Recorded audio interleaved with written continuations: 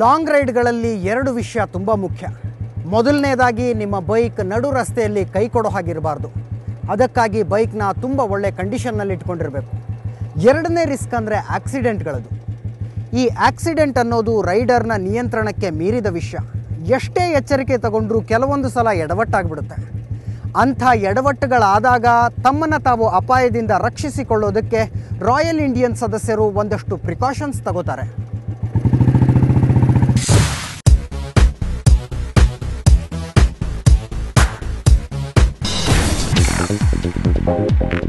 ಮೊದಲು ಬೈಕ್ನ ಆರೋಗ್ಯದ ವಿಷಯ ಮುಗಿಸಿಕೊಂಡು ನಂತರ ಆಕ್ಸಿಡೆಂಟ್ಗಳಿಂದ ರಕ್ಷಣೆ ಬಗ್ಗೆ ಮಾತಾಡೋಣವಂತೆ.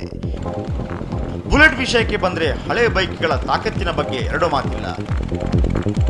ಅವುಗಳ ಮೆಕ್ಯಾನಿಸಮ್ ತುಂಬಾ ಸಿಂಪಲ್. ಆದರೂ ಎಲ್ಲ ಮೆಕ್ಯಾನಿಕ್ಗಳು ಬುಲೆಟ್ನ ಎಂಜಿನಿಗೆ ಕೈ ಹಾಕುವುದಿಲ್ಲ. ಅದಕ್ಕಾಗಿಯೇ ಬುಲೆಟ್ ಸ್ಪೆಷಲಿಸ್ಟ್ಗಳು ಅಂತ ಇದ್ದಾರೆ. ಹಾಗೆ ನನ್ನ ಬೈಕ್ಗೆ ಫ್ಯಾಮಿಲಿ ಡಾಕ್ಟರ್ ತರ ಇರೋದು ಶಿವಾಜಿನಗರದ ಮುನ್ನಾಭಾಯ್.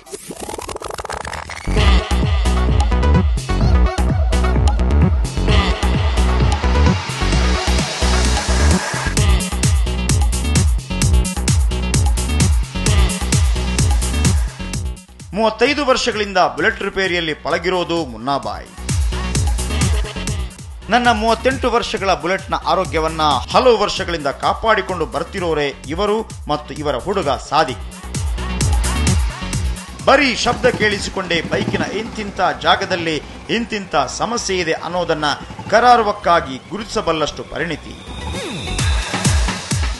ಒಂದು ಸಲ ಮುನ್ನಾಭಾಯ್ ನೀವು ಹೋಗಿ ಬನ್ನಿ ಸರ್, ಏನು ಆಗಲ್ಲ ಅಂತ ಹೇಳಿಬಿಟ್ಟರೆ ಈ ಹಚ್ಚ ಹಳೆ ಬೈಕ್ ಹತ್ತಿಕೊಂಡು ಭಾರತವನ್ನೆಲ್ಲ ಸುತ್ತಿ ಪಾಕಿಸ್ತಾನದ ವೀಸಾ ಕೇಳಿಯೇನು ಅನ್ನೋ ಧೈರ್ಯ ನನಗೆ.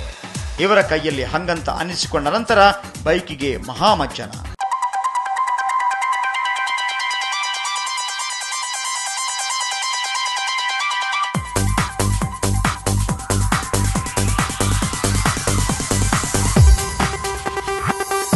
ಈಗ ರೆಡಿಯಾಯಿತು ಬುಲೆಟ್, ಗೋವಾದ ತನಕ ಗರ್ಜಿಸುತ್ತಾ ಸಾಗೋದಕ್ಕೆ.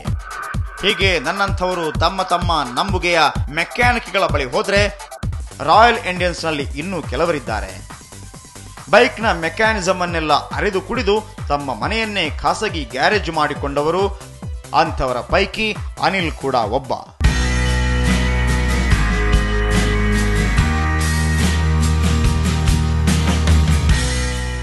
ಹನಿವೆಲ್ ಕಂಪನಿಯಲ್ಲಿ ಲೋಹಿತ್ ಜೊತೆಗೆ ಅಸಿಸ್ಟೆಂಟ್ ಮ್ಯಾನೇಜರ್ ಆಗಿರೋ ಅನಿಲ್ಗೆ ಕೈ ತುಂಬಾ ಸಂಬಳ. ಆದರೆ ಹಾಬಿ ಮಾತ್ರ ಬುಲೆಟ್ ರಿಪೇರಿಯದ್ದು. ಕಂಪ್ಲೀಟ್ ಇಂಜಿನ್ ಕೆಲಸ, ಮತ್ತೆ ಗೇರ್ ಬಾಕ್ಸ್, ಕ್ಲಚ್ ವರ್ಕ್, ಆಮೇಲೆ mechanical works like tyres, fork ಕೆಲಸ, ಮುಂದಗಡೆ suspension, rear shock absorbers, tyres, ಮತ್ತೆ ಚೈನ್ ಸ್ಪ್ರಾಕೆಟ್ಸ್ ಕಂಪ್ಲೀಟ್ ಆಗಿ ಅದ್ರ ಬಗ್ಗೆ ಕಂಪ್ಲೀಟ್ ರಿಸರ್ಚ್ ಮಾಡಿ ಯಾವ ಥರ ಹಾಕಿದ್ರೆ ಯಾವ ಥರ ಫಿಕ್ಸ್ ಮಾಡಬೇಕು, ಅದು ಹೇಗೆ ಕೆಲಸ ಮಾಡುತ್ತೆ, ಬ್ರೇಕ್ ಯಾವಾಗ ಯಾವ ಥರ ಅಲೈಂಗ್ ಆಗಿರುತ್ತೆ, ಯಾವ ಟೈಪಲ್ಲಿರುತ್ತೆ, ಹಳೆ ಗಾಡಿಗೂ ಹೊಸ ಗಾಡಿಗೂ ಡಿಫ್ರೆನ್ಸು. ಸೊ ಆ ಥರ ಆಲ್ಮೋಸ್ಟ್ ಆಲ್ ಕಂಪ್ಲೀಟ್ ಆಗಿ ಮನೇಲೆ, ಮತ್ತೆ ಪೇಂಟಿಂಗ್ ಕೂಡ ಮನೇಲೆ ಮಾಡಿರೋದು. So everything is done at home. ಪ್ರತಿಯೊಬ್ಬ ಲಾಂಗ್ ರೈಡರ್ಗೂ ತನ್ನ ಬೈಕಿನ ಮೆಕ್ಯಾನಿಸಮ್ ಬಗ್ಗೆ ಗೊತ್ತಿರಬೇಕು.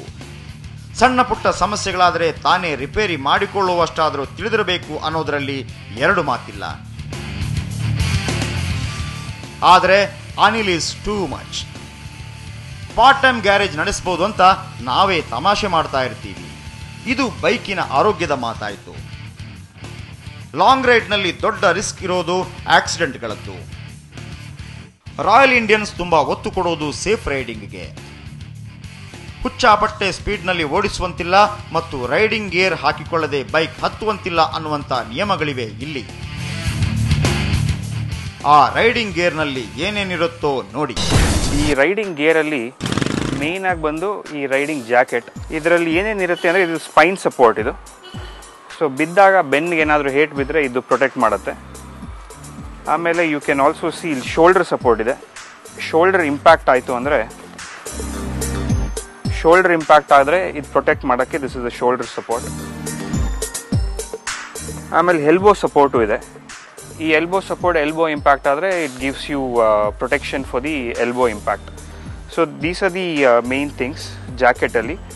ಪ್ಲಸ್ ಇದು ವಾಟರ್ ಪ್ರೂಫ್, ಅಂದರೆ ನೀರು ಬಿದ್ದಾಗ ನೀರನ್ನ ರೆಪೆಲ್ ಮಾಡುತ್ತೆ, ಬಟ್ ತುಂಬ ಹೊತ್ತು ಮಳೆಯಲ್ಲಿ ನೆಂದರೆ ನೀರು ಹೊರಗಡೆ ಹೋಗುತ್ತೆ. So it's not completely water proof.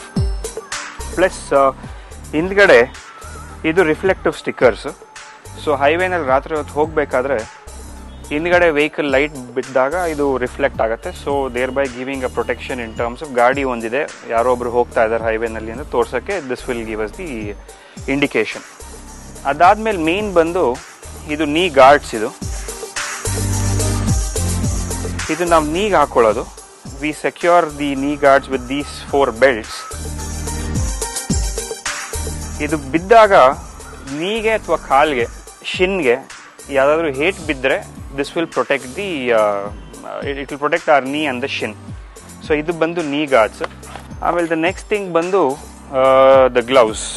ಇದು ಪ್ರೊಟೆಕ್ಟರ್ಸ್. ಕೆಳಗಡೆ ಏನಾದರೂ ಬಿದ್ದರೆ it will protect the hand and also it gives you comfort while riding. ಇದೆಲ್ಲ ಲೆದರ್ ಸಾಫ್ಟ್ ಮೆಟೀರಿಯಲ್ ಇರೋದ್ರಿಂದ ಗಾಡಿ ಓಡಿಸ್ಬೇಕಾದ್ರೆ it will give you a comfort to ride the bike. ಇದು next ಬಂದು ಇದು ಬಾಲಕ್ಲಾವಾ ಅಂತ. ಇದು ಹೆಲ್ಮೆಟ್ ಒಳಗಡೆ ಹಾಕೊಳ್ಳೋದು. It gives you dust filtration ಕೊಡುತ್ತೆ. ಇದು ಡಸ್ಟ್ ಫಿಲ್ಟ್ರೇಷನ್ ಕೊಡುತ್ತೆ. Plus it also absorb sweat absorb ಆಗುತ್ತೆ. ಇದನ್ನು ಹಾಕ್ಕೊಂಡು ನಾವು ಅದಾದಮೇಲೆ ಹೆಲ್ಮೆಟ್ ಹಾಕೊತೀವಿ. Very important helmet. ಇದರಲ್ಲೂ ಬೇಕಾದ ಸ್ಟೈಲ್ ಇದೆ. As long as the helmet fits you well and it's comfortable, plus vision clear ಆಗಿದ್ರೆ that is the main thing we look at in a helmet. So this is one of the foremost important thing for safety, road safety. Now we are completely geared, full gear ಹಾಕೊಂಡು long ride ಹೋಗೋಕ್ಕೆ ತಯಾರಾಗಿದ್ದೀವಿ ಇವಾಗ, which will be a safe ride. ಇಂಥದ್ದೊಂದು riding gear ಇದ್ದರೆ long ರೈಡ್ನಲ್ಲಿ ಮತ್ತಷ್ಟು confidence ಬರುತ್ತೆ. ಇಂಥದ್ದೊಂದು ಕಾನ್ಫಿಡೆನ್ಸ್ ಸಮೇತ ಗೋವಾಕ್ಕೆ ಹೋಗೋದಕ್ಕೆ ರೆಡಿಯಾಗಿ 17ನೇ ತಾರೀಕು ನಸುಕಿನ ಜಾವ 5 ಮೇಕ್ರಿ ಸರ್ಕಲ್ನಲ್ಲಿ ಬಂದು ಸೇರಿದ್ವಿ 4 ಜನ. ಬಿಬಿ, ವಿನಯ್, ವಿಲಿಯಮ್ಸ್ ಮತ್ತು ನಾನು.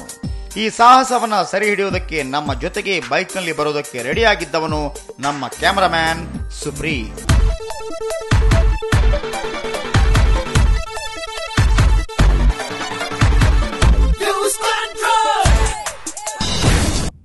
ಗೋವಾದಲ್ಲಿ ರೈಡರ್ ಮೇನಿಯಾದ ಅನುಭವಗಳು ಒಂದು ರೀತಿ ಆದರೆ ಅಲ್ಲಿ ತನಕ ಬುಲೆಟ್ನಲ್ಲಿ ಹೋಗಿ ತಲುಪಿಕೊಳ್ಳುವಂಥ ಎಕ್ಸ್ಪೀರಿಯನ್ಸೇ ಬೇರೆ.